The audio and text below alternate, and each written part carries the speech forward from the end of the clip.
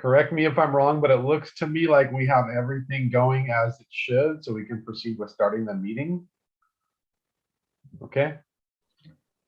Good. Got a nod. We All are right. currently live streaming.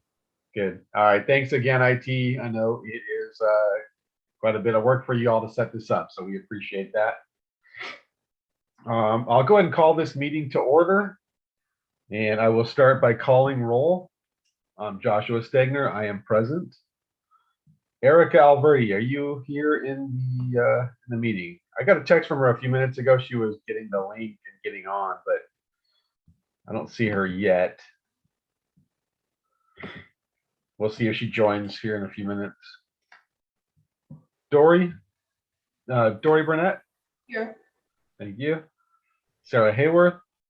Here. Thank you. Andrea LaFleur? Here. Thank you. And Dina Kisis? Here. Thank you. And for administration, Denise Burchett? Present. Thank you. Truth Mube? Present. Thank you. And Craig Wilson? I'm here. Thanks, everyone. If you would, please go ahead and rise for the Pledge of Allegiance. Place your right hand over your heart. I pledge allegiance to the flag of the United States of America and to the republic for which it stands, one nation, under God, indivisible, with liberty and justice for all.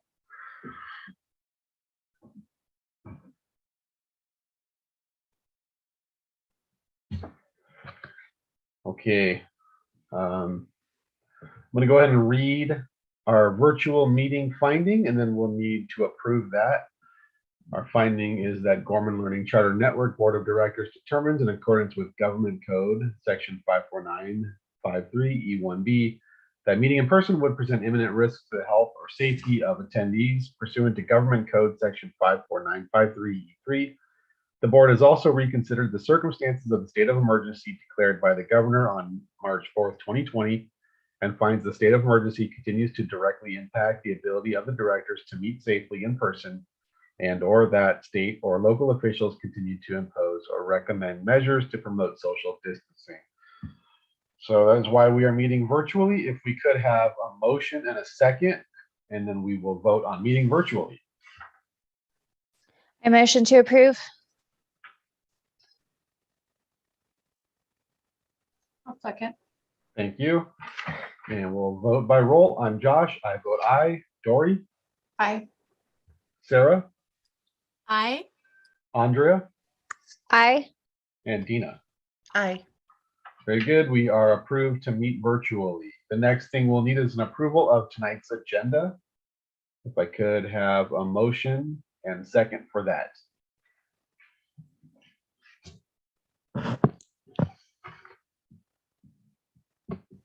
I make a motion to approve the agenda.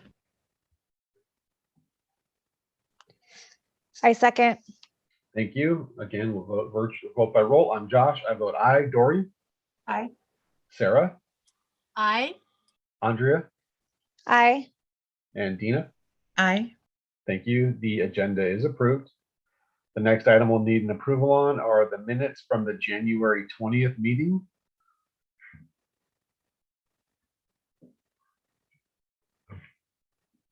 If I could get a motion, please. I motion to approve. I'll second. Thank you. I'm Josh. I vote aye. Dory? Aye. Sarah? Aye. Andrea? Aye. And Dina? Aye. Thank you. The minutes from the January 20th meeting are approved. Our next item is any communication from the public, which at this point I haven't seen any, but just to make sure there is enough time for somebody, if they at this point wanted to get on and file a request, the link is right there in the agenda. You can get online and fill out that form quickly. We'll give it about a minute or so and enough time.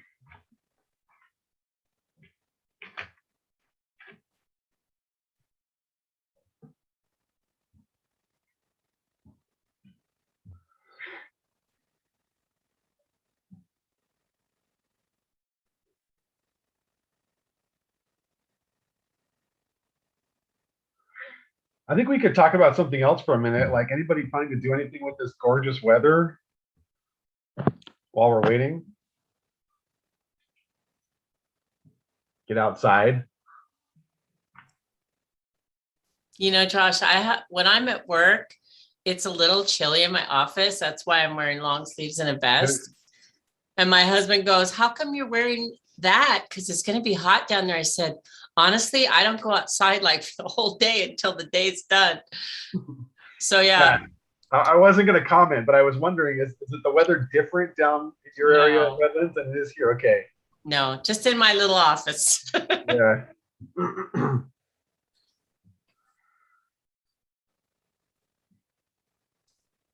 All right. I believe enough time has passed. If anybody was interested in getting on to communicate with us, they should have had time by now.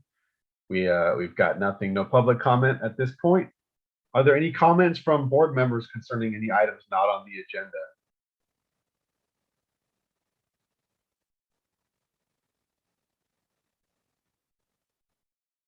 Okay. The next thing we'll need an approval on then is our consent agenda, which you can find at the back of the board packet. All those items are at the back of the board packet. Hopefully you've had a chance to review those. If there's nothing that needs to be pulled for review, then we'll just need a motion to approve the consent agenda. I motion to approve.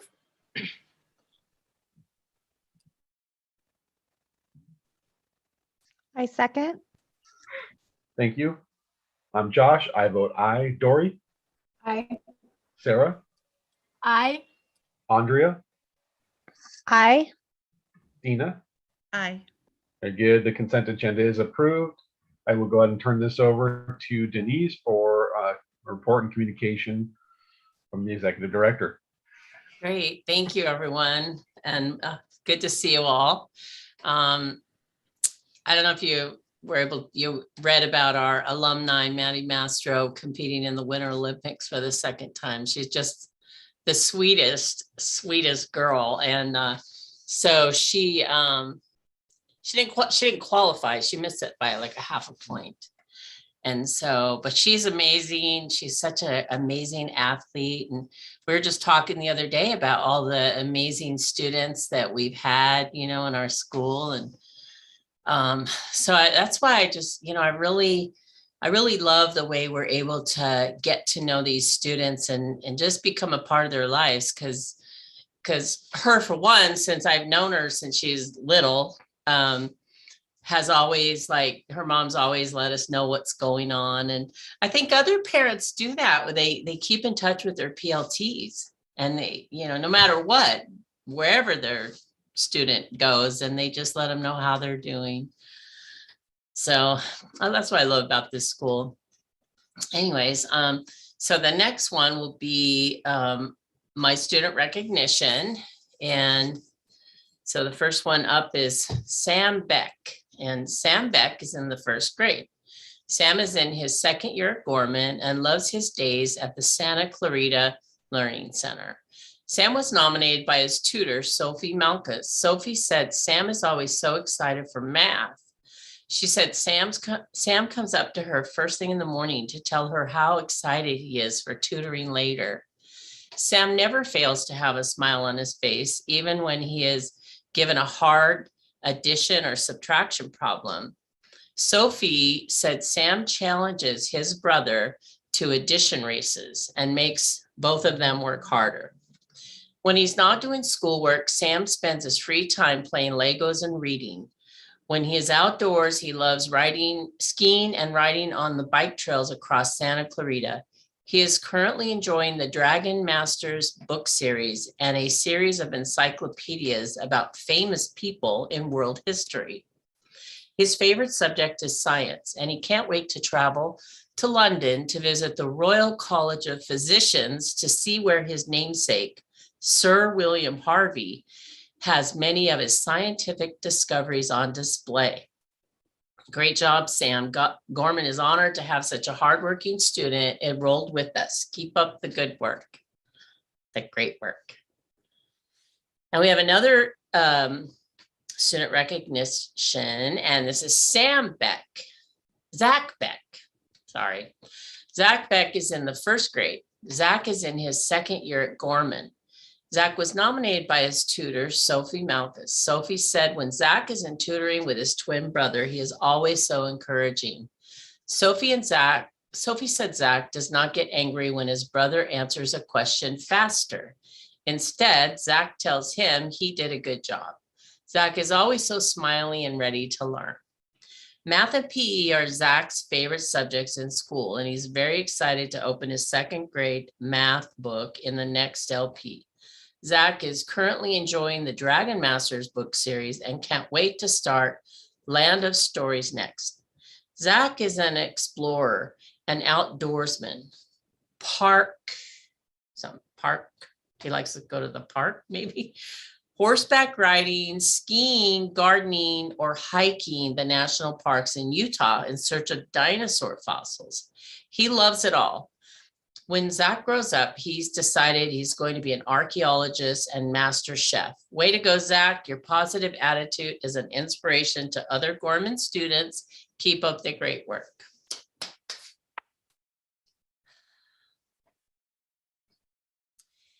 And so this one is for staff recognition, our certificated staff. It's for Kelly Newman. She's a personalized learning teacher.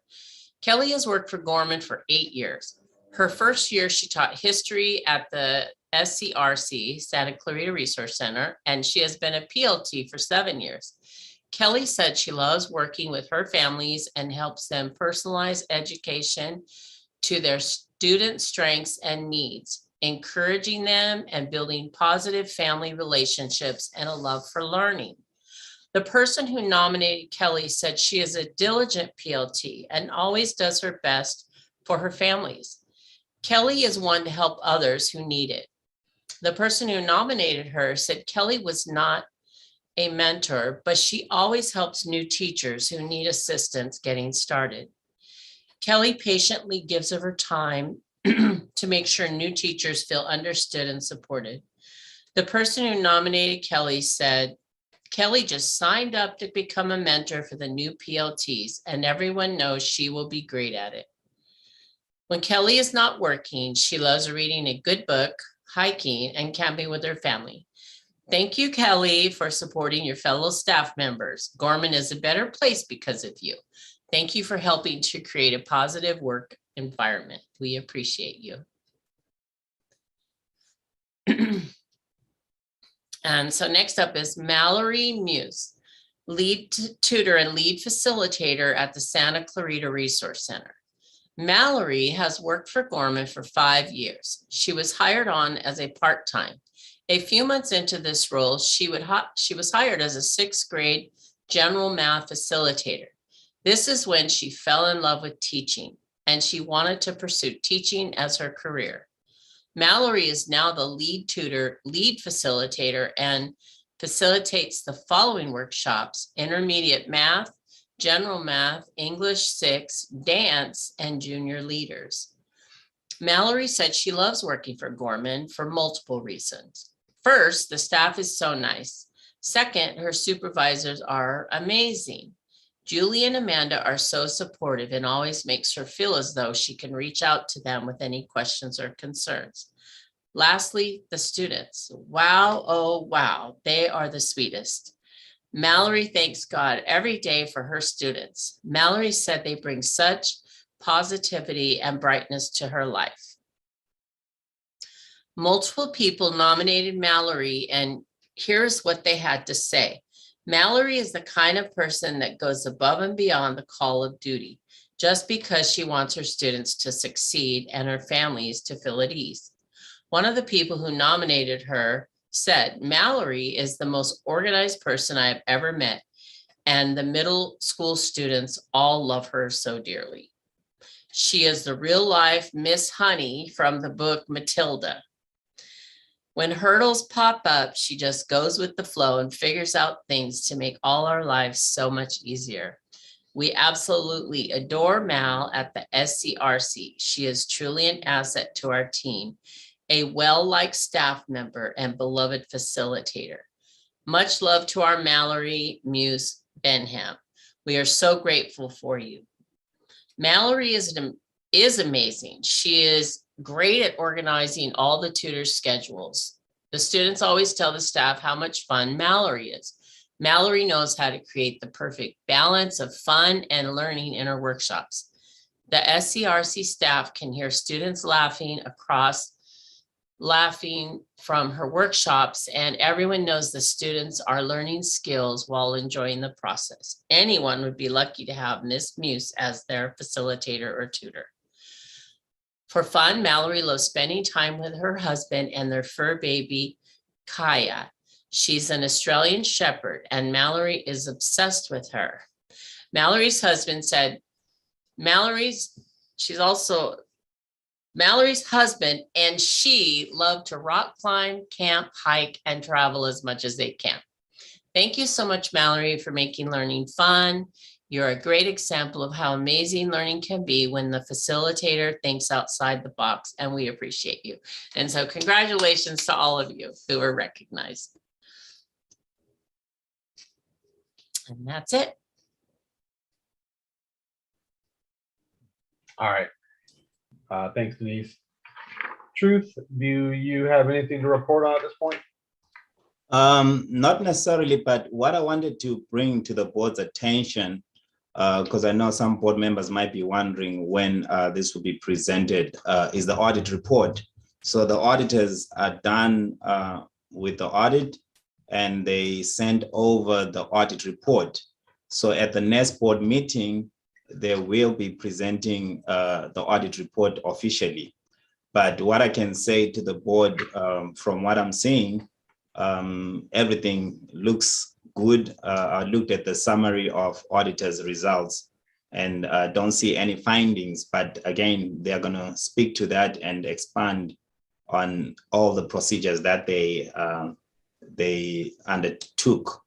But they issue an opinion over financial statements and also over our federal awards, the monies that we receive for federal programs such as Title I, special education, and even these new funds that we've been receiving, as well as state compliance.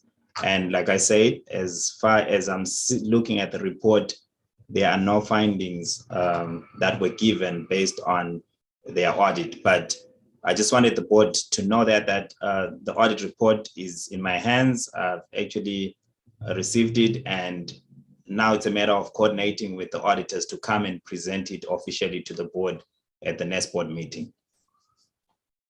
That's it.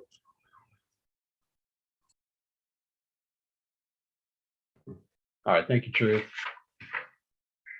Where are we? Okay. Our first item on our Information Act discussion action agenda is going to be review, discussion, and approval of the resignation of Carlos Bravo. So as I mentioned in our last board meeting, Carlos did email me, just let me know due to some changing life situations, mainly work situation, actually, and job duties requirements. He's unable to continue to serve on the board. So I've appreciated Carlos. He's brought a lot of wisdom to the process the last few years as he served. So I've appreciated him, Carlos. If you happen to be listening, thank you so much for what you've done. There is a letter there from Carlos just stating his resignation and the reasons for that. Carlos, I do hope at some point work will allow you to serve in some other capacity, because you've got a lot of gifts and a lot of abilities. So you'll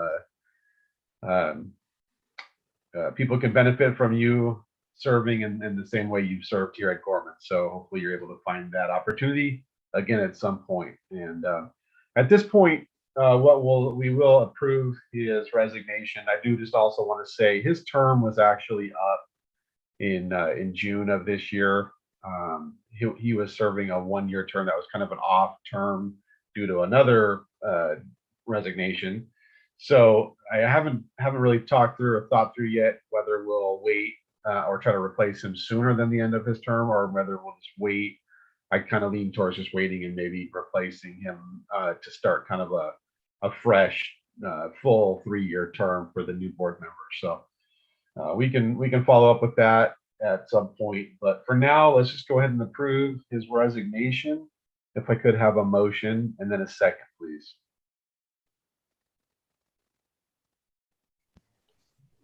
I make a motion to accept the resignation. I second. All right, thank you. We'll vote now. I'm Josh. I vote aye. Dory? Aye. Sarah? I, Andrea? I, Dina? Aye. All right, thank you. We have accepted Carlos Bravo's resignation. Sadly. All right, our next item is going to be the review, discussion, and approval of the copier lease extension and document management solution upgrade. Chris Campbell, are you here, Chris? Yeah, I'm here. Thank you. How you guys doing? All right, so our current solution is it's going to expire at the end of this fiscal year as far as Laserfish is concerned, and our Canon copier solution expires in October. So what they've proposed to us is an upgraded copier on a 60-month plan, and replacing Laserfish with DocuWare. This will also right size our printing, our color printing, which should bring down our monthly expenditures by about approximately $300. The major differences between Laserfish and DocuWare, which is our current document management solution, is that DocuWare is web-based. So anyone will be able to, anyone within our company will be able to use it by signing into it, use it from home. They don't have to be on premise. It has 50 gigs of storage for our workflows. Basically, what DocuWare is a content management solution that will increase our proficiency in our workflows. One of the processes that they did for us, which is a proof of concept, was our requisition forms, moving it from paper to where we would log in and do it all digital. That was the major thing that Laserfish was unable to successfully complete for us. Although Laserfish did do our VCI, which DocuWare will continue with taking that over and improving those workflows. And then the other workflow that we have on the books that that they will work on with us is our Chromebook process. Right now, our Chromebook process is our inventory management, but systems aren't really talking to each other. We have to do everything manually. With the discovery flow for DocuWare, we're looking at automatic emails going out to parents and students when a device goes out, automatic receipts when a device comes back in, documentation going from us to fiscal if we need to collect on devices that aren't returned. Other proficiencies that they can improve upon in other departments are HR, student records, that sort of workflow. I guess right now, if you have questions, it'd probably be easier for me to just answer questions that you have.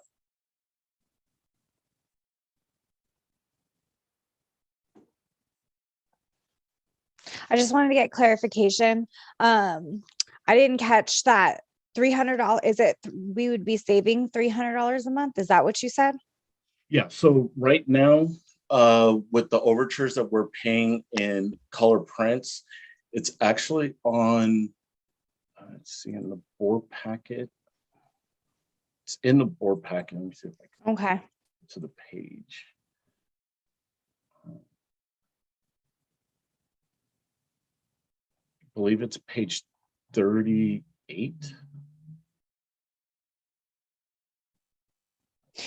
It's fine. You don't have to go. Yeah. I just wanted to. Yeah, so the on page 38, it shows what we're currently paying for our copier and our document management solution, which is Laserfish, and Okay. what we would move to, which is an upgraded copier with more security features and a faster print cycle. And the total goes to from $52.92 a month to $49.70 a month. All right, cool. Awesome.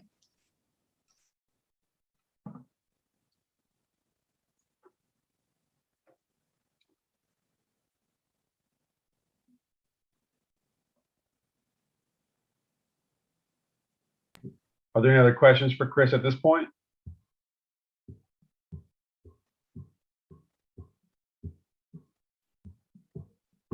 Chris, were you going to continue? Was there anything else that you? No, Okay, that was basically it. okay.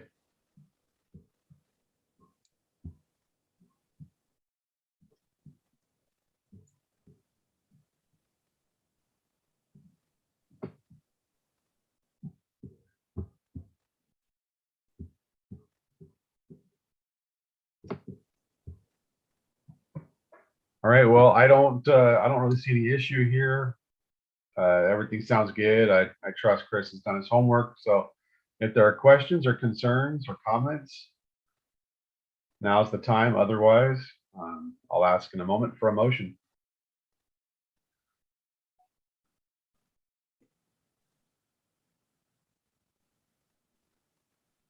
All right. There don't appear to be any comments. So if I could have a motion to approve this. I motion to approve. A Thank you. second. Thank you. We'll go ahead and vote now. I'm Josh. I vote aye. Dory, Aye. Sarah, Aye. Andrea, Aye. Dina. Aye. Very good. This contract for the copier lease extension and document management solution then is approved. Thank you, Chris. The next item will be our comprehensive school safety plans for both Gorman Learning Center and Gorman Learning Center San Bernardino, Santa Clarita. And Kim Tumembing is going to be presenting. Good evening, everybody. How Hi, are you Kim. doing? So it's that time of the year again. We do this every year. One of these years, I expect someone's going to get tired of having to read the plan, but this is our annual update to our comprehensive school safety plan. For those of you who are new to this, the comprehensive school safety plans are about 50% a collection of what's going on with our policies and things, which means that they are policies, protocols, and procedures that have been implemented by other departments, they're board approved, and they just kind of get stuck and stored inside this comprehensive school safety plan. The other 50% of the plan are things like, what do we do in case of a fire? How are our drills going to be run? And other procedures like that. So hopefully you've had a chance to read the 75 and 85 page documents. There is one for each school. So one of them is for the Antelope Valley Resource Center and the GLC school, and the other one is for the SBSC school and contains both the Redlands Resource Center and the Santa Clarita Resource Center on it. And there is a revisement that was made, so you should have gotten the updated one yesterday. The Parent and Student Advisory Council meeting on Tuesday requested that there be an update to the document stating that before a drill, that parents will be notified so that they can talk to their students. And this was just a request that they had made, especially since we're doing drills now that are more shelter in place due to the circumstances of the world and possible physical threats by outside or inside forces. And so I have made that adjustment to the plans to make sure that our resource centers notify families of drills ahead of time, just so that they can take any kind of precautionary preparations that they might need to with their students. You will notice there's one big difference between the GLC and SBSC, and that is the GLC comprehensive school safety plan has a lot more paperwork and visual things to it, and a lot of forms that are to be filled out. The GLC AVRC location is super blessed to have an amazing person who used to work in a brick and mortar school as their safety captain. And she has designed all of their paperwork and everything for them. And so they have all of those documents and paperwork included in their plan. On the flip side of that, on the GLC SBSC side, they have started to go more of a digital route instead of a paperwork route. So that's reflected in the fact that they don't have as many forms that are inside of their plan because theirs are encapsulated inside of a digital app that we are working on transitioning over to. Which, if technology agrees with me tonight, I'm going to show you what the app looks like because this is my favorite toy right now. And let's see if it will show up on your screens. So hopefully you're seeing my phone now. And this is called the Raptor Emergency Alert application. So we use Raptor to check in all of our visitors. That's part of the comprehensive school safety plan. We have our visitors and our guests that come on campus. They have to check in through this system. But they've also developed this app now, which is an emergency app, which allows us to actually make it so that everyone on campus can call for help at any point in time by the press of a button. So this app is really great because it's set up to do alerts through mobile devices, but also through your computer. So most of our facilitators have already begun to move away from having like a desktop in their workshops. Instead, they have a Chromebook, an iPad, or something like that. And because they're kind of moving in that direction with a laptop or a Chromebook or an iPad, they actually can put this app onto their devices, and it's an easy push with their mouse or something to alert a safety team that there might be something going on. So for instance, these are my favorite parts right here. So we have these little drop downs right here. So let's say that, especially on some of our larger resource center campuses, let's say I'm outside, I've got a bunch of students with me, and a fight breaks out between the students, and I'm the only adult in the vicinity. There's no one within calling distance. I obviously don't have a phone because I'm not at my desk, but I do have my mobile device with me. They can immediately press the fight in progress button and call for help, and it will send a text message. It also sends a loud alert. That's kind of like a beeping that just is really loud off of your phone to let somebody know, all the members of the safety team, that somebody needs help. And when they click the fight in progress, the safety team members are alerted, and then they can actually put a location in once they press this button, so the safety team members can come immediately to them for assistance. So this is just one way we're trying to step up a little bit and make it easier. We were trying to use, walkie-talkies before, but I'm sure you all know the downfalls of that, and having to try to be on the airwaves and things like that, or your battery's dead and now you're standing in the middle of the playground and you don't have anything on you. But what we've discovered is that usually you have some kind of mobile device within reaching distance, whether it's your phone or one of your laptops or something.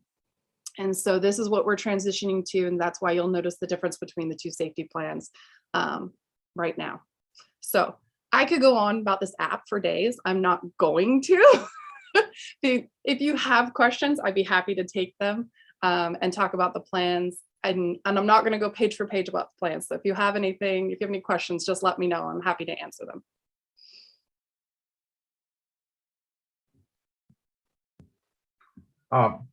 Kim, is the plan to eventually roll that app out also to the AVRC and kind of test it? Yeah. So they really actually cool. have training this month with me on how to use the app. Okay. It just wasn't before this, and I felt awkward designing a plan around something they hadn't been trained on yet. Sure. So Understood. So I had a question. It might have been in this because it was incredibly long to get through. But have you guys practiced using these yet to make sure that they are sound and that they work and that everybody's comfortable with this? Or are you waiting for us to approve this and then try it out? So actually, most of these are procedures that we've had for years. So Okay. they are tried and true procedures. There are drill plans.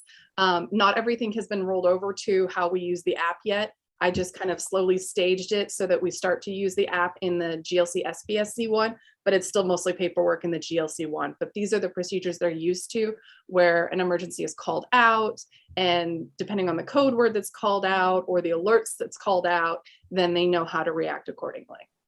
Perfect. Okay. Thank you.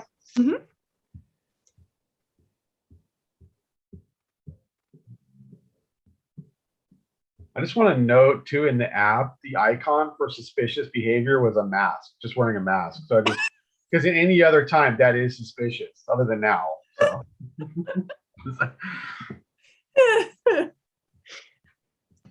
I Good have catch. yeah. I have to tell you too, these, I have these comprehensive school safety plans as part of our agreement with the state of California, and per their regulations, they have to be reviewed by first responders. And I have to tell you guys something. I have a first responder who is a firefighter EMT who reviews all of my documents for me, in addition to a retired police officer that reviews them. And the firefighter EMT also does our training for our resource centers. He comes in and does a lot of our hands-on triage training, because I'm annoying and I like everyone to know how to stop bleeding. So, and he told me, he said, I want you to know that I do this for a lot of schools, and you guys have one of the best programs I have ever seen. He says, the way your team reacts. He came in the other day and was covered in ketchup and was trying to get a reaction out of our team members. He said the way they reacted, how quickly they reacted, and that they did everything right. He says, that really impresses me. And so I just want to give a shout out to my teams because they're amazing and they do their homework and they're just fantastic.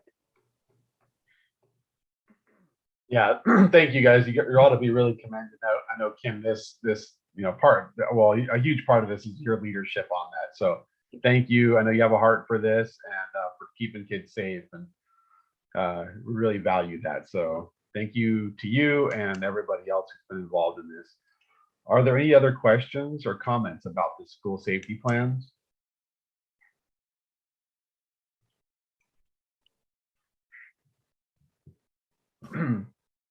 All right, if not, because they're listed together and they were presented together, when you make your motion, just make sure, or the fact that we're going to motion for approval of this, it will include the school safety plan for both Gorman Learning Center and Gorman Learning Center San Bernardino, Santa Clarita. So when you're motioning, that is what you'll be motioning for approval on, for the record. And if somebody would like to please make a motion.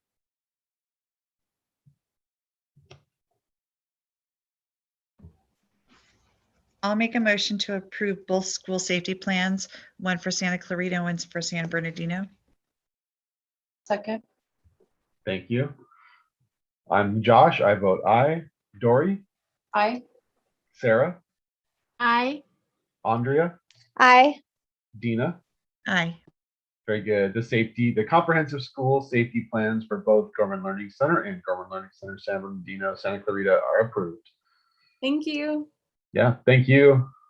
The next item is the review and discussion of the Western Association of Schools and Colleges Visiting Committee presentation for Gorman Learning Center, San Bernardino, Santa Clarita. I don't believe this has an action required, but Adam, you can go ahead and present and let us know what, if anything, needs to be done here. Sure. So no action is required. But what I will say right at the top is, so what I'm talking about is a process that has two major implications to it. One of them is very concrete and specific and limited, and the other one is much more broad and open. So that specific, limited, concrete implication is accreditation. So Western Association of Schools and Colleges does a process with schools that leads to an accreditation status, and being accredited means that the transcripts that high schoolers leave our schools with have value where they take them. It means we're a real school. So that's the sort of limited concrete thing, is out of this process comes an accreditation term, a term where we are accredited, and then we have to renew. The other implication of the process is that there is a ton of stuff that we can learn. The way that it's set up is we do a process of studying ourselves. I assemble a report with focus groups that are working in different areas, who are investigating things in specific criteria. And then we put a bunch of data and all that stuff together in a report. We give it to this team. And the team is made of volunteers that come from the industry. There are other school leaders, charter school leaders, including personalized learning program leaders like our own. And they study all of our information, they study all of our documents, and then they spend 3 days or more with us, just back to back to back meetings, interviews, study, looking for more information, more documents. And what they're doing in that time is, number one, they're trying to say, yes, this self-study that you guys came up with is a real thing. It's based in reality. And the other thing that they're trying to do is open up the possibilities for the school to learn something about itself, what it needs to do next. So for what I'm going to talk about just for a few minutes on this is the 30,000 foot view. Would you mind, Kim, scrolling down to the 8th page of the PowerPoint? I'm going to skip some stuff in the PowerPoint for the moment. All right, so where I'm going to start is the bird's eye view. This is the school-wide strengths that were identified by the WASC visiting committee. So these 3 things, and in summary, they are, we have a very committed staff that are invested in students. We have within the program is built to sustain and nourish strong relationships. And our program has a lot of great resources that are available. I'll kind of note here, this is because of the way that the schools are set up, specific to GLC SBSC, but so it's GLC SBSC who will get an accreditation outcome from this process, but because GLCN operates one program across 2 schools that have a lot of similarity between those 2 schools, this is also a learning opportunity for GLC. So if you are, for whatever reason, a GLCer and you think, GLC SBSC's got to do their thing, that's fine. You've got something to learn from this too. So those are the 3 main strengths. And of course, we're not surprised by any of those. That's sort of, we were tooting our own horn in our self-study. We would list these things as well. So then let's get into the things that we've identified as areas that we can work on. Kimberly, would you mind going to the next page in the PowerPoint? Thank you. So these are the things that we already identified, and that they think, yeah, you're right. You should definitely work on these things. I'm going to spend a couple more minutes with this than I did with the strengths. The first one is align school-wide learner outcomes with the school's mission and vision to create cohesive planning and monitor the progress of the students in school. School-wide learner outcomes is the preferred WASC terminology for what you're trying to accomplish here as a school. What kind of adult are you releasing into the world, right? What does it mean to be an educated person in the 21st century? What is it that your school is going to make sure happens? And as part of the WASC process, we are tasked with developing outcomes, stating them, and tying our plans and our metrics and our strategies back to those learner outcomes and saying we're doing this because it's going to lead to this learner outcome. And our official school-wide learner outcomes are they're old. They are modeled after the anchor standards, the Common Core anchor standards, and we haven't given them a material update in a number of years. And so one of the things that our visiting committee noticed is when you're striving, when you're pushing, when you're trying to improve, the idea of what you're trying to improve towards isn't to be found in these official school-wide learner outcomes that you've got written down. It's in other things. It's when people come into these meetings and talk with us, they talk about, individual student success and goals and all these other elements, and everybody wants to have rigorous academic outcomes and they want to have good career outcomes and these things. But it's not all like, yes, we're all on the same page with these school-wide learner outcomes. So that means that we've got an opportunity to make our official school-wide learner outcomes more reflective of the real goals and ambitions and desires of the community that we're trying to serve. So we start with that. We say, okay, we know we're going to have the conversation about what our school-wide learner outcomes really are, and then we're going to be able to build our plans towards those things and keep them consistent across all of those different planning efforts that we have to do as an administration. So then the second one gets a lot more nitty-gritty about it. And of course, Jana is on the call with us too. And she kept coming up in these meetings while the committee was working with us. Jana and her role kept coming up because a lot of folks were really, really happy. Hey, there's a data manager. right? There's somebody who's going to look through the data and present these things to the board and to the administration and to the public that'll help us really see how things are going. So the committee's recommendation to us is that we develop, integrate, and implement data-informed decision-making practices on a regular basis that targets and monitors LCAP goals, focused on a culture of academic growth and high achievement for all students, while involving the entire school community in the process. So lots of pieces there, but make sure that we are using the data that is relevant for achieving the goals, which you can read as those school-wide learner outcomes that we were just talking about. And in doing so, make sure that we're listening and then pulling in that input from the whole community. And then third, continue implementing programs and practices that provide social emotional support for all stakeholders, not all students, all stakeholders. So they're urging the school to take seriously and invest in and make deliberate efforts towards taking care of everybody who's a part of our community in the social emotional arena. Are there any questions from our board at this point? Anything that I glossed over and need to spend another minute with? No, you guys are in for the ride. Okay, let's take the next slide, please.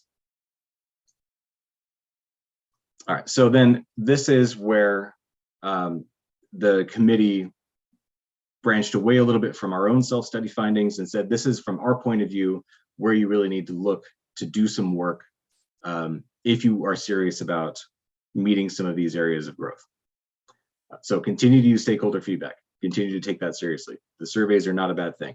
Use them, make sure that the information that's gleaned from LP meetings and from the Parent Advisory Council and from Student ASB, make sure that it all has a place to go so that it can all be used together in making these decisions. Continue to develop and integrate data dashboards. Those are the product that you've seen Jana present, that inform stakeholders in goal attainment progress while also identifying gaps in programs and curriculum. So the more that we can visualize how we're doing on all of these different measures, the better. Third, implement professional development that supports the evolving school-wide learner outcomes and major student learner needs. And that means if you're going to clarify what your program is intended to really do, what it's really intended to generate in terms of an educated person in the 21st century. Let's make sure also that the training that we're providing to our teachers who are going to do the bulk of the work to make that happen is aligned with those outcomes as well. That the professional development that we are providing to our PLTs and to facilitators and tutors and everybody who's got contact with our students, with our kiddos, to align everything towards those same outcomes, right? That if whatever we're saying, this is really what we want to produce. This is what we really want everybody to be able to do as a result of coming to Gorman. Every staff member should have a hand in that and know what their contribution is. And then finally, continue to identify a broader array of opportunities for students to engage in experiences that will prepare them for post-secondary life. Internships, college fairs, job fairs, community volunteer programs, gap year programs, and dual enrollment. So this is the sort of the traditional set of programs and services that are college and career readiness, right? So the college and career readiness of our graduates. Let's make sure that we are investing in those things and bringing them to our students and giving every student a chance to participate in some of those. So those are the bird's eye view major areas that the WASC team identified for us. If you've read through their PowerPoint, the WASC process uses 5 criteria, 5 areas, and provides areas of strength and areas of growth in each of those 5 areas. And the 5 areas are organization, which you guys are a part of that, curriculum, learning and teaching, assessment and accountability, and school culture and support. So we have the recommendations from the visiting committee that address all those areas. We are also, we are now in possession of their full written report, and there's a lot more to get into with this. They really sunk their teeth in and really sought to understand the program very thoroughly, and we have a lot that we can use from what they wrote and what they provided to us. So I think that we will be coming back with more from this process for you all to look at. it is definitely going to tie back into the upcoming the LCAP development, not the supplement that's for today, but the LCAP development for future years is also going to be informed by this process as well. But before I'm done with this part for now, the other sort of major takeaway as far as our process goes is this self-study process. It wasn't as well understood, or we didn't make everybody aware of what was going on the way that we could have. We did not have people showing up to the meetings going, "Oh yeah, I know all about what Gorman's been doing with its self-study, and this focus group reached out to me and I provided this data," or whatever else. There was not anywhere near as much of that as I think we could have. So another major lesson from this process is going to be next year, GLC is going to have this same process. So a year from now, we will have this same process happening with GLC. So we've just learned a whole lot about how to do this in a way that's effective and involves everybody in the community. So we really have the opportunity to take those lessons and start acting on them right now, so that we can have an awareness of this process. We can have some input into it that's valuable. And primarily with those school-wide learner outcomes, we can have the viewpoints of all of our different groups that we're serving, all the different parts of our community that we're serving, heard in developing those school-wide learner outcomes. Everybody should get a say in what this school is for, and what they are here for, and what they hope for it to achieve. So that's it for now on the WASC process for GLC SBSC, but you'll hear more about it from me later on in the year. Are there any questions at this time?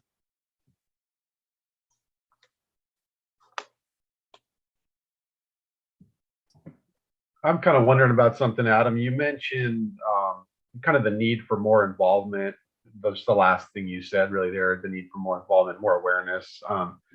I know we do surveys and things like that. We send out to people. I think, from what I understand, the surveys have been somewhat well responded to.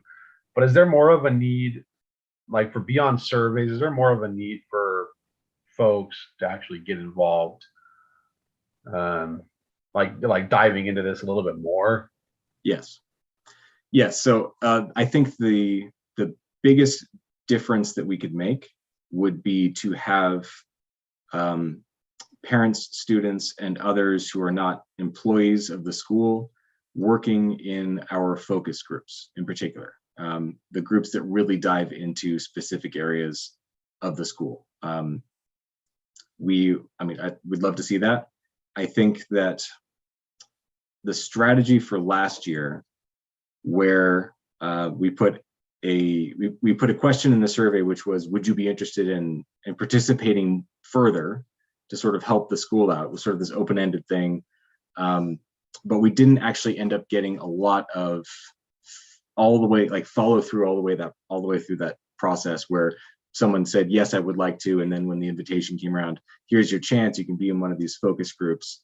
We didn't end up with all of these parents that are excited to participate in these focus groups. So that, I think, would be the next challenge to overcome. The next thing to have a strategy for is to increase that involvement at that level. That's, I think, where it would be most impactful. Okay. Yeah, it seems like we get, like, there's hot button issues that people get really excited to weigh in on. We've had those folks at kind of public comment the last couple of board meetings, and I've gotten emails from folks. But I feel like when it's like the time to just buckle down and do the day-to-day work of being a stakeholder and being involved, I'm not sure where everybody's at. So I don't want to sound chiding to people, but if you want to be involved, you want to make a difference, it's more than just one concerned call in or one concerned email. There's a lot of ways to improve our programs beyond that. So again, if you're a stakeholder and you're really concerned about our students and about the future of our school and our students, be ready, be willing, and consider actually getting involved on a deeper level. And if anybody has any insight into how we can help encourage folks to that direction, I'd love to hear it. I don't know, Christine, I don't want to put you on the spot, but I'm curious if you sort of see the same thing in kind of the brick and mortar type schools with just kind of lack of interest or involvement. We do. I think COVID's kind of changed our parent involvement also, with Okay. people coming back to be involved. One of the things in a previous district, we had a big award for parent involvement and it took years to build. But I will tell you, things that are not academic, that include food, get them in your door first with game nights and math fun and science and things that are fun for them, and then invite those parents at that night to these type of meetings is what we have found it works best. Okay. Well, I'm looking forward to a environment that's less COVID, less COVID heavy and more conducive to stuff like that. So I think that is something we need to work on. So anybody else comments or questions about any of that? I like that you reflected on that you needed more parent involvement and that you didn't have enough and you just owned it. So thank you for that.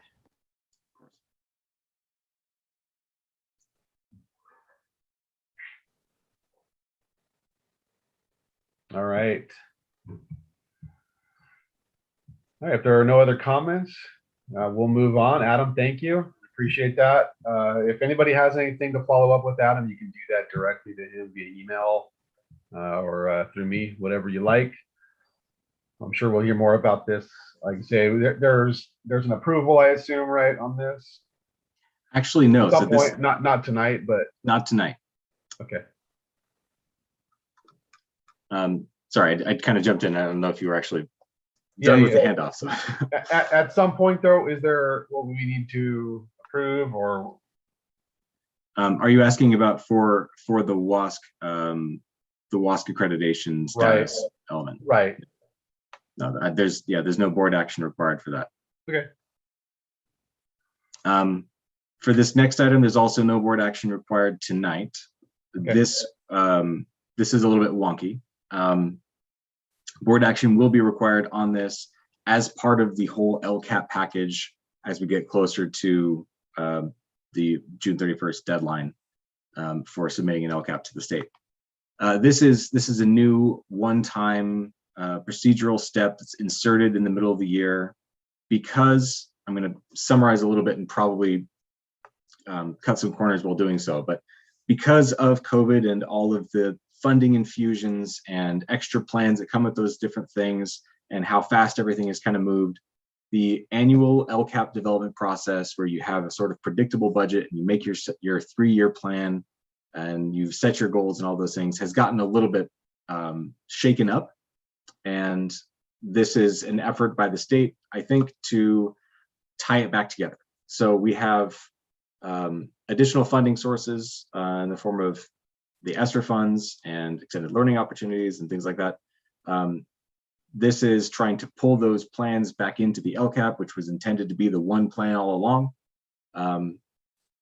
So what we have is a one-time supplement. It's actually a supplement to the annual update of the 2021-22 LCAP annual update, which is part of the 2022-23 LCAP. And I haven't lost anybody. You're all with me. So it's going to be inserted into the big LCAP document talking about the current year when we get to that point. So let's see, what do I actually need to say about this? What I need to say about this is we've described in this supplement how the funding was used. We've described what it was planned on, what challenges we faced in using that funding, what things we learned. Let's see, let's go ahead and scroll to the supplement itself. It's the same for both schools because we planned together. And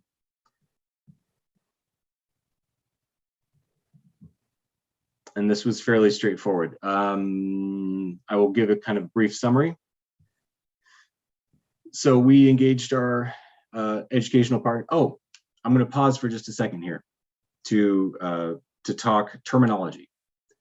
Over the last few months, the CDE has has been looking for ways to step away from the use of the term stakeholders. The term stakeholders is in a sense loaded. And for some of the members of our community, it's not a positive way to describe what we're trying to talk about. The state then, through asking for folks for feedback and having some meetings on the topic, is now using the term educational partners to describe the staff of the school, the teachers of the school, parents, students, members of the community. Everybody who has skin in the game is an educational partner. So when we're talking about educational partners, if you want to kind of just work it out in your head, it's like, this is what we would be referring to as stakeholders before, but now we're going to talk about them as educational partners. So we engaged our educational partners through our satisfaction survey towards the end of last year. And so that was the primary basis for the views of our educational partners. We did not get concentration grant funding, so we didn't have to answer for that one. In the use of the one-time federal funds, we brought those plans to board meetings for public discussion. And all right, and then we have a list of sort of the way that these funds are being used to support our students and families at this time. So you were using them to maintain healthy facilities, monitor and implement the COVID-related policies and procedures, and provide targeted intervention and support to students, extend instructional time, provide mental health services and supports. So these were all parts of those plans that you as a board saw, reviewed, and approved earlier in the year. And this is just meant to sort of capture in summary what those plans said we were going to do. And I think that is all about this for now. Are there any questions about this?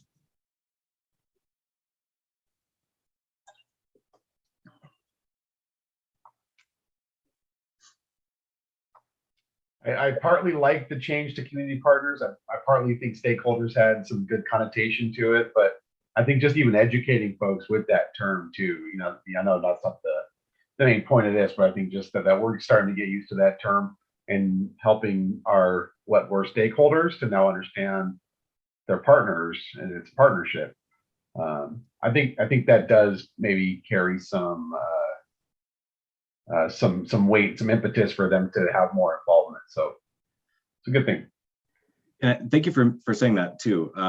We were talking just now in the WASC presentation about increasing that level of involvement. And you'd also mentioned that when there's a hot button issue, folks get kind of engaged on that issue.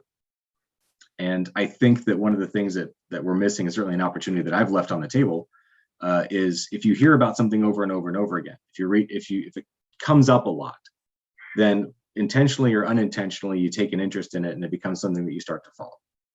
So our outreach to our educational partners, coming from my point of view, what I've ended up doing a lot of the time is LCAP's coming up. I need to reach out and see who wants to help me with this. But I haven't been going like every month sending something out and like making sure that my name is known, making sure that this process is just kind of out in the air, even if there wasn't anything that anybody had to do anything about. But even just to reach out and use that term whenever we're talking to our educational partners. Hello, educational partner. Partner with us in this way. Please partner with us in this way. Yeah. That I think is sort of the first step that I think would be smart for us to take. That's great. Yeah, I appreciate that.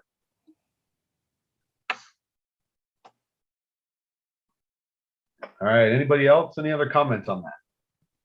I just wanted to, just for clarification, I'm sorry, because Josh said community partners. So is it educational community partner or is it educational partner? Because I'm writing it down.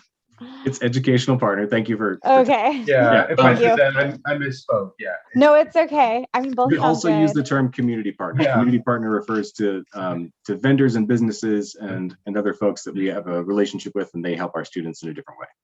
Yes. Okay. Yeah. So Thank you. that's going to make that nuance a little bit more difficult for us, but that's okay. We'll navigate it. We'll navigate it. All Thank you. right. And thanks for clarifying, Andrea. All right. I don't think there's anything else there to be said. We'll move on to the next item. That'll be the review, discussion, and presentation, or review and discussion of the presentation of Parsec Go dashboard and the iReady data. And as we were just talking about data, Jenna Walker, our data manager, will be presenting. Hey, everybody. Hey. Good to be with all of you tonight. And data, nobody knows. They're both true, and I use them interchangeably. So I'll probably do the same thing tonight. Yeah, so I have, I'm really excited to present you guys the Parsec Go dashboard, but I want to give you a little bit of context for what it is before I start screen sharing. As you guys might remember, and those of you that are newer board members, you may not have been aware, but prior to the creation of a data management position, we did contract with Eugene from Parsec Education. We would have him occasionally run specific reports for us. I believe this came in handy, especially at the time of renewal, but Denise would know even better. She's saying yes. So we did use Eugene Parsec for this, and I was very honored to get to train with him directly on a lot of the things that and reports that I'm now currently building for Gorman. So this particular dashboard, though, that he created is a new product for Parsec Education, and it's called Parsec Go.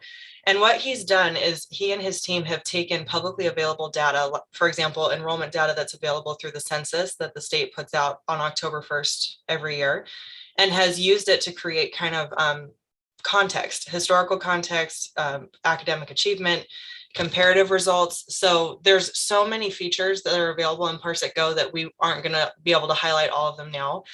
Today, I'm just going to show you a little bit on enrollment and a little bit on our comparative data, just to kind of give you an idea of what's available. And then this tool will be turned over. I'll continue to work with it, but it'll also be made available to all of our academic related directors to be able to use in their departments, because it's got some really good resources in there. So with that, I'm assuming that I have screen sharing abilities. Yes, I do. And I'm going to go ahead and jump in and show you. I will just say that the dashboard itself takes up a full screen. So I will do my best to show you. If it's really, really small, I will try to zoom in, but that can make it behave in an interesting way. So we'll do our best and see what you guys are able to see with me right now. Okay, so what you're looking at first is the enrollment dashboard. Again, as I said, the census data is taken from October 1st. So we do see a lot of other fluctuations by the time we reach the end of the year. And that's where this kind of broader picture that Parsec provides meets the more detailed information that I'm able to provide, because I can zoom in closer and show fluctuations month to month or even year-end P2 data. This is, again, more beginning of year data. So you can see that he's got different things in here. I know these are really small, but some of the ways that you can drill down are by school. So I'll show you here. This will automatically separate to fluctuations from Gorman Learning Center over the years to SBSC over the last several years. And he's got data going all the way back to 2008, 2009. So it's really helpful. You can go broad. This is more narrow. I chose this particular range of time because 2017-18 was the last year that we were one school. So you see it kind of makes the graphs look a little bit interesting by comparison. So this is more since the split happened in 18-19 through present day. And then he also has other data available here, broken down by ethnicity or even grade level. So before I move on to our testing data, our director level team did want to point out to you guys some enrollment fluctuations that we have seen. So it's no surprise that the COVID year made things different. I'm going to go back to the network view so we can talk about it from that perspective. But we did see a huge spike for, well, again, this is actually this is post-COVID. So this one here, by the end of that school year, we really spiked because February, March is when closure started to happen for traditional schools or brick and mortar schools. And that's when we really started to see a lot of influx in our network. So from the beginning of this year to the end was a really significant difference. So the 2021 school year reflects that boom that we saw. Again, beginning of school year, but that was the year that we had to institute an enrollment cap because of changes in the way funding was going to work. And so we kind of held at that 2,700 for the full school year. We did predict an increase in enrollment for this current school year because we had such a significant waiting list and continue to have a good waiting list even as of now. But there's been so many changes from teachers and students leaving California to changes in COVID related requirements like masking requirements, vaccination statuses, all of those things. And then also retirements and role transitions that have affected the number of PLTs that we have. And also overall we basically can only grow to the extent that we have PLTs is the quick way to say that. So as we have been unable to attract new teachers, which is a problem that's happening throughout the country, but as we specifically are experiencing that, we have not been able to enroll all of the kids on our wait list. So you can see that we did not sustain enrollment. We actually dropped enrollment. And our administrative level team is currently in conversations on how to address those issues, including things like trying to recruit new PLTs. At this time of the year, this late in the school year, it might be very challenging to make that happen for the 21-22 school year, but our eyes are on 22-23 and what we can do. Before I move on and kind of switch gears to testing data, are there any questions related to this bigger snapshot for enrollment?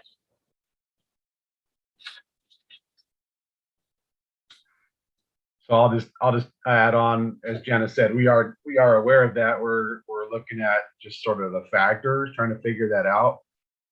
We've spent so long as an organization trying to gain interest from students who wanted to enroll. This is really the first time we've ever had a situation where we've had more interest than we're able to service, and so a lot of factors go into that. Like I said, we're trying to get to the bottom of those and figure out what even can be done about those. What can we do temporarily? What can we do long term to address that? It just seems to be sort of systemic right now, kind of across the board. And then, it's unfortunate, but if there is anything that can be done, I know we are working on it. And if there are solutions, we'll find them. It's just not something that's been normal. So, and I can say even from a business perspective, and in my business and businesses that I know of, we've got the potential for more sales than we have the ability to provide product on. That's kind of the weird dynamic. We're like, we'd love to grow, but we're not able to actually. So yeah. It's a very weird place to be in. But we're going to see this. It's going to have some effect on our interim budget, I think, which is going to be presented at the next board meeting. We'll have to make some adjustments there too. So just have that on your radar. But are there any questions or comments about that, the enrollment? I have a comment, Josh. I just want to share with the board that in about, I think, a couple of weeks, we're doing a virtual job fair across all counties. And so the regional directors and NHR have set up a virtual booth, and it's really pretty great because you get teachers fresh out of college and teachers that are out looking for next year. So we're very hopeful we'll have a good pool of candidates. I am so sorry. Are you guys seeing? I have too many screens, so I'm going to stop sharing and reshare because I want to make sure I was showing you the right thing. I just want to verify that you guys are seeing what I'm seeing. Can you guys see this historical counts? Yeah. And that's what you've been seeing? That's what I've been seeing. Right. Nothing was terrible on the other one. It would have been an unhelpful visual. Okay. Yeah. So as Denise said, we already, and Josh reiterated, we do. And for board members, yes, it will affect the second interim presentation that Truth is making. And he and his team are already, and all the directors are hard at work to make sure that the budget is in decent shape for when it's presented to you guys. So with that, I'm going to go ahead and switch over to some of the other data that this has available. We aren't going to spend too much time on state testing, and that's because for the last the last handful of years, as Tamara can attest, there has been no state testing done across the board. So the last year that we had all of our students test in a more normal way was the 2018-19 school year, because 2019-20 COVID affected that.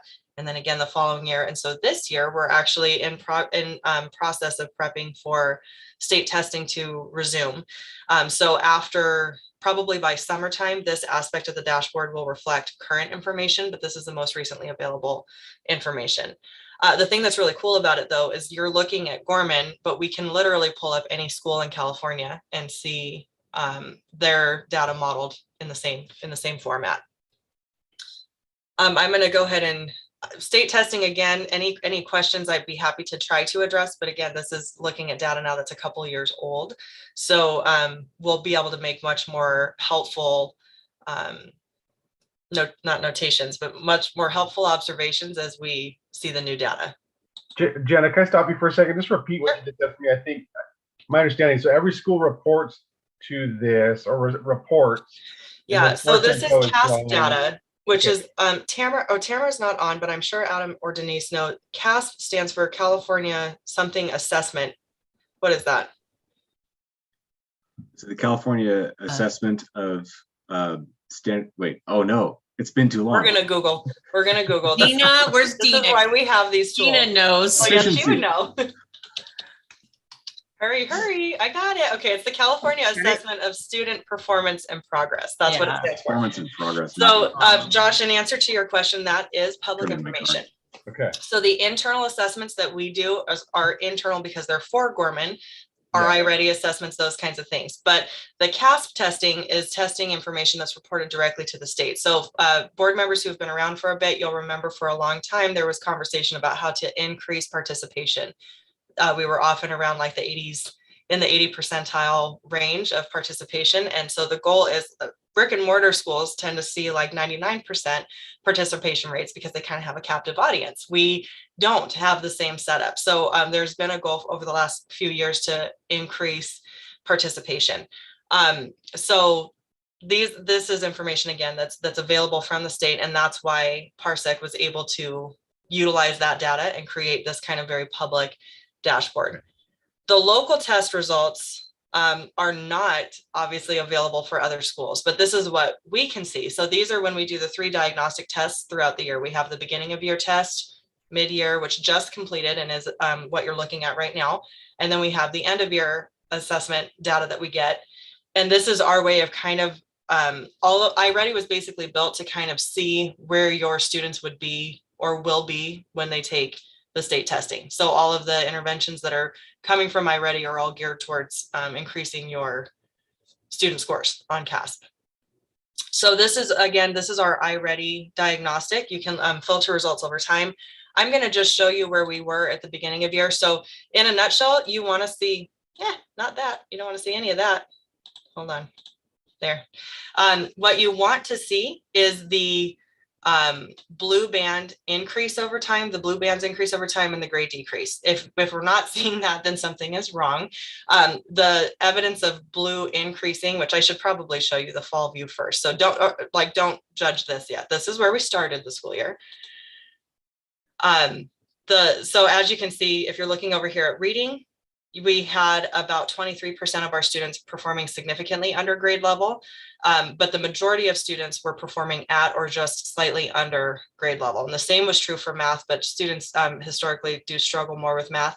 You can also see if you're kind of looking through here, the progression of our grades. So younger students always perform better on these because the level of difficulty is not too much for them at the younger ages. But as the grades advance, the learning disparities start to show up a lot more. So the cool thing about this dashboard that Eugene and his team have built is you can look through the lens of all different kinds of filters. You can look at the socioeconomically disadvantaged. You can look through race and ethnicity. You can look through gender. You can look through students with disabilities and so on. There's just so many different ways to piecemeal out the data and kind of be able to observe trends. Another thing that Eugene's team built in that's really helpful is this enrollment length filter, so that you can see how newer students are kind of coming in at the beginning of year compared to how students who have been with us over 3-4 years are doing. So there's just a lot of information in here that's available. Again, that's why I'm excited to turn it over to our directors to kind of dive into it more and see what's available. But here's the good thing. So if, some of you might want to watch reading, others might want to watch math, but the goal is to watch gray shrink, blue increase, And you can see that that is what happens. So just in a couple of months of working with their PLTs and working with their families, we are seeing improvement in both of those subjects. Any questions on the local assessment data before I move on?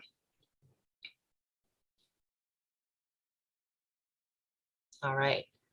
So the final thing that I'll just show again, this is another view of the kind of larger scale comparative data that's available. This one again is based off of CASP testing, but you're able to see how schools are performing in comparison to yours. And then this one right here, this met or exceeded, I do already have, I believe, filtered for Gorman. Let me just verify. Nope, it took it away. Let's see if it was over here. Okay, well, I'm not gonna spend too much time digging in because I know you guys have had a lot of information presented, but you're basically able to see over time how your school or schools have performed from year to year, from everything from participation rate to the percentage of students meeting or exceeding their grade level. So again, all of this data that is available here, we could compare ourselves to other similarly structured charters to see how we're stacking up kind of against our competition. We can also compare it to our local districts to see how we are serving students in our school compared to other local districts as well. So, and more analysis to come, but our goal tonight was mostly just to expose you to this tool and to show our directors, show it off a little bit so that they can start to utilize it more. Are there any comments or questions before I stop screen sharing?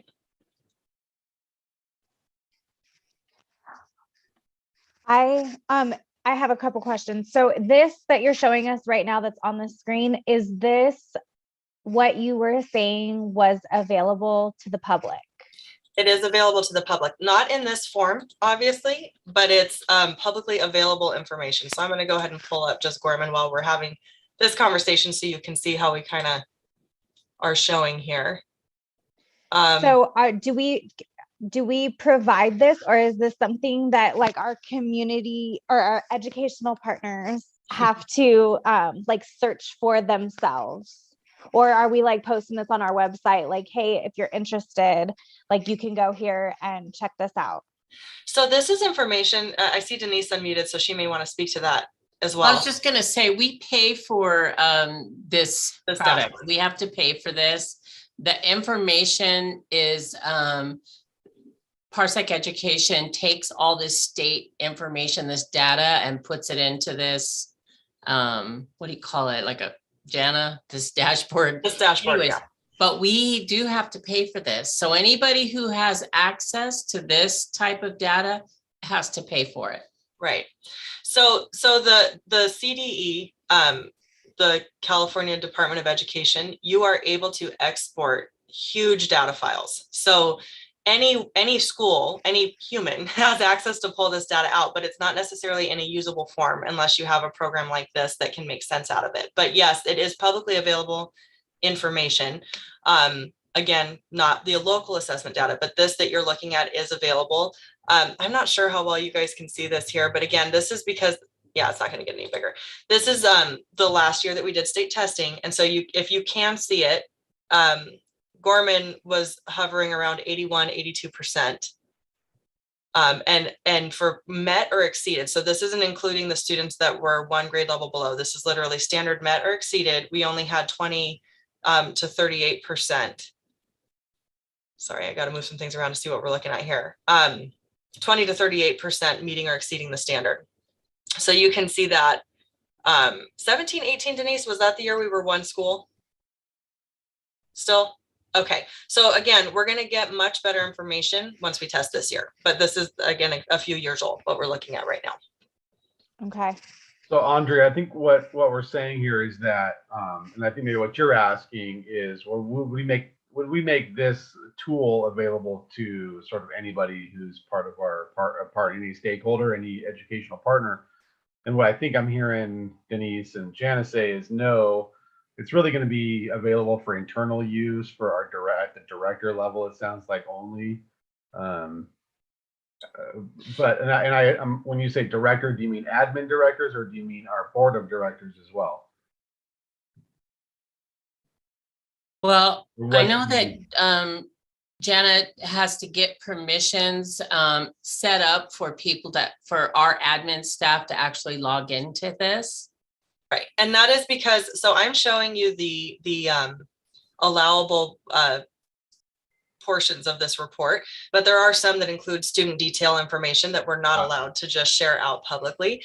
But Andrea, in answer to your question, especially if we start to see some major successes, it would be appropriate to screenshot or to download a portion of the report to showcase that if we ever wanted to do something like that. But no, we would never make the full report available simply because it is an intermixing of information that's allowed to be shared out and other things that have to be protected by FERPA. Yeah, I definitely understand that. I would not want anybody's personal information just available to like Right. everybody. But I mean, this seems just like a wonderful It's tool. awesome. It just seems incredible. And I think that parents, staff, like having access to these things and really being able to see their hard work and what they're doing in like a larger aspect in comparison to other local schools and other local charters and et cetera would be maybe a positive thing for them, feel like they're making that difference and they'd be able to see it. Absolutely. And in response to the WASC recommendations and in general, what Denise and I have been talking about in terms of utilization for all of the data that we've collected, and especially this and then other things that we've been working on, we're talking about integrating these data discussions more into the fabric of our different staff meetings at all various levels, just to make sure that we're giving the best usable information that we have to our staff to equip them to even better do their jobs. I think that's fantastic. You're doing a great job. Thank you. No problem. Are there any other questions? All right, I'm going to go ahead and stop screen sharing and I'll turn it back over to Josh. Thank you, guys. Was that the iReady data as well, or? Yes, so the local assessment data that we went through was our iReady data. Okay, that was it. Okay. Yeah. Missed that part. Okay. Yeah, I appreciate that, Jana. You've done a good job. You've got the unique, I think, skill set where you understand kind of the process, the program, the people, but also the math behind it with your education. So I appreciate that fusion. So, and then just if I'm just want to make sure I'm hearing Andrea correctly, I think reach out to Jana or to Denise, any of the directors, if there's more about that you'd like to see, if there's comparisons you'd like to see made, that would be appropriate. And because I think those trends are what we really are interested in and what we should be interested in. So I personally wouldn't know what to do with all that information. I think our directors would. But again, if you have specific interest in trends or just noteworthy aspects of that report, then reach out and I'm sure they'll help you find that. Okay. That does not require any kind of approval. It's just a demonstration of a program for us. So, all right, then I will move on to the items for our next meeting. We just talked about, or we talked about earlier with Truth, the audit report will be presented. And the second interim budget. Second interim, okay.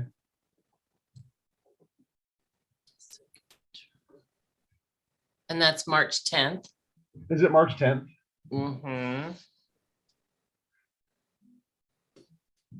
That was one of the ones we had to have earlier so that. The deadline? Yeah. Okay.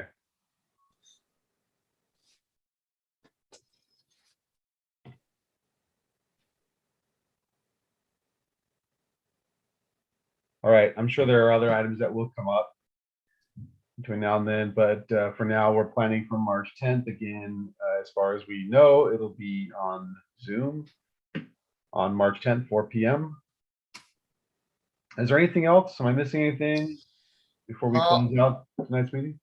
I can't think of anything over here, but like you said, there will be some. Yeah. All right. Well, thank you all. Thanks, administrators, staff who presented. Thanks, fellow board members. Appreciate your input and your sacrifice to do this. Our students appreciate it as well. Thank you, everyone. All right. Have a good night. This Good night. meeting is adjourned. Good night. Good night. Good night.